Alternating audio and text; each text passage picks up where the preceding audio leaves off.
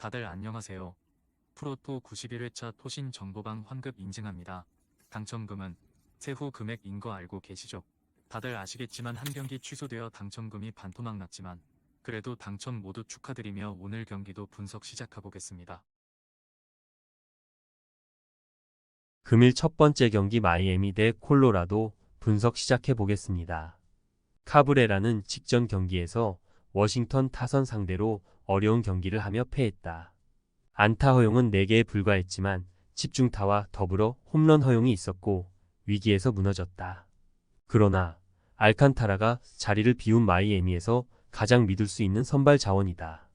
100마일에 육박하는 속구를 경기 내내 뿌리는 파이어볼러고 슬라이더 컨트롤도 안정적이다.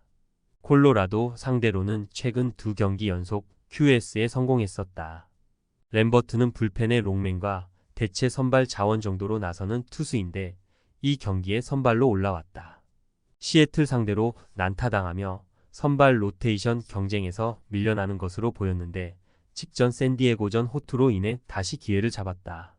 그러나 팀의 기대치를 충족시키지 못하며 그저 그런 유망주의 모습에 그치는 것도 사실이다.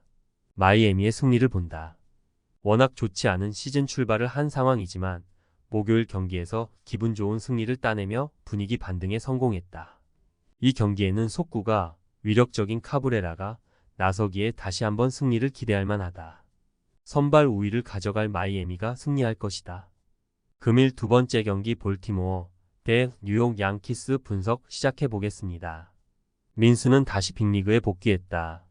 데뷔 시즌 루키로 확실한 활약을 하며 신인왕 최종 후보 3인에 들었었지만 그 이후 부상으로 기대했던 커리어를 이어나가지 못했다.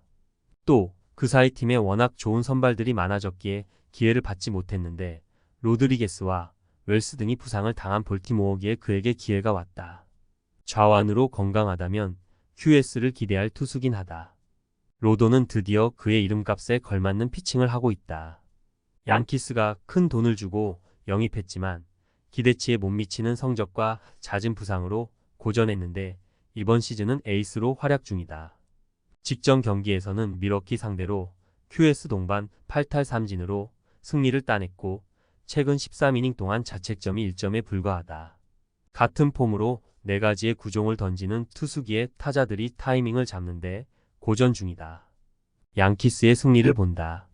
볼티모어는 키건, 아킨을 비롯해 민스가 아니라도 선발로 나설 선수가 질비하다. 그러나 최근 페이스가 좋은 양키스의 자완 에이스 로돈 상대로 우위를 점할 수는 없다. 번즈가 나선 수요일 경기에서 상대를 잡아낸 양키스가 로돈을 앞세워 연승에 성공할 것이다. 금일 세 번째 경기 뉴욕 매츠 대 시카고 컵스 분석 시작해 보겠습니다. 하우저는 최근 2경기 연속 6실점 이상하며 난타당했다. 여러 베테랑이 팀을 떠난 매츠가 퀸타나와 함께 선발진을 이끌 베테랑 원투펀치로 기대한 투수인데 전혀 기대에 미치지 못하고 있다. 밀워키 시절 안정적인 브레이킹 볼 컨트롤과 95마일의 속구 등으로 경쟁력을 보였는데 좀처럼 반등에 성공하지 못하고 있다. 컵스 상대로는 그래도 지난 시즌 2경기에서 1승 0.90의 방어율로 좋았다. 브라운은 직전 경기에서 보스턴 타선을 만나 패했다. 선발진에서 스틸과 핸드릭스 등이 빠진 컵스기에 대체 선발 자원이 필요했고 그가 기회를 받았는데 아직은 기대 이하의 피칭이다. 그래도 이제 24세의 젊은 투수고 막강한 구위를 자랑하는 것을 감안하면 언제든 성장할 수 있는 가능성이 충분하다. 이닝당 1개의 삼진을 잡는 것을 비롯해 볼넷 허용도 많지 않다. 컵스의 승리를 본다. 하우저가 밀워키 시절 디비전 라이벌이었던 컵스 상대로 잘했던 건 사실이다. 그러나 이번 시즌은 컨트롤 난조로 부진한 모습이다. 선발에서는 브라운도 아직 성장이 필요한 투수지만 타선에서 상대를 앞설 컵스가 승리할 것이다. 금일 네 번째 경기 보스턴 대 샌프란시스코 분석 시작해 보겠습니다. 윙코스키는 최근 멀티이닝 오프너 역할을 하고 있다. 보스턴이 리그에서 가장 안정적인 선발진을 구축하고 경기에 나서고 있지만 선발진에 부상자가 생겼기에 한 경기를 불펜 데이로 나서야 하고 그가 오프너 역할을 맡았다.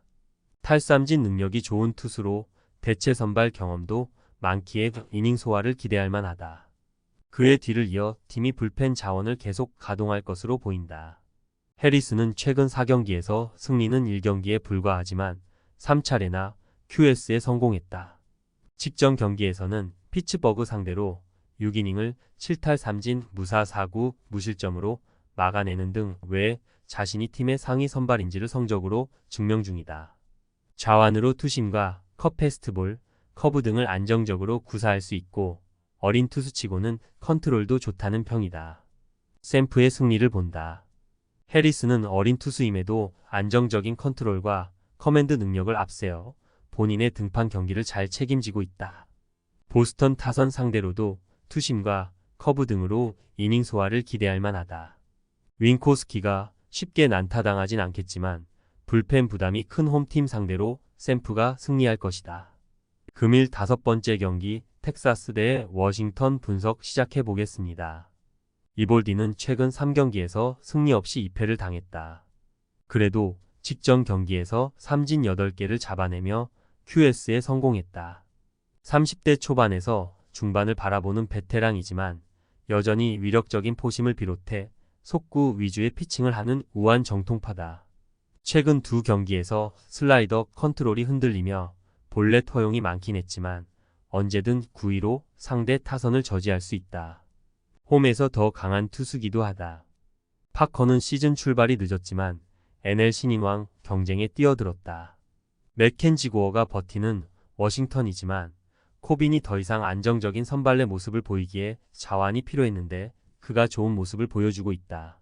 마이너에서는 더 이상 보여줄 게 없다는 평가를 들은 선수였기에 기대감이 컸는데 빅리그에 올라와 14개의 삼진을 잡아내며 허용한 볼넷이 2개에 불과하다. 텍사스의 승리를 본다. 텍사스는 목요일 경기에서 2차례나 무사 만루에서 득점하지 못하며 영봉패했다. 그러나 이볼디는 강력한 구위로 상대 타선을 제어할 수 있기에 이 경기에서는 쉽게 리드를 주지 않을 것이다. 파커가 좋은 루키지만 시미언과 시거, 로 등을 상대로 어려운 초반을 보내야 하고 텍사스가 승리를 따낼 것이다. 금일 6번째 경기 휴스턴 대 클리블랜드 분석 시작해 보겠습니다.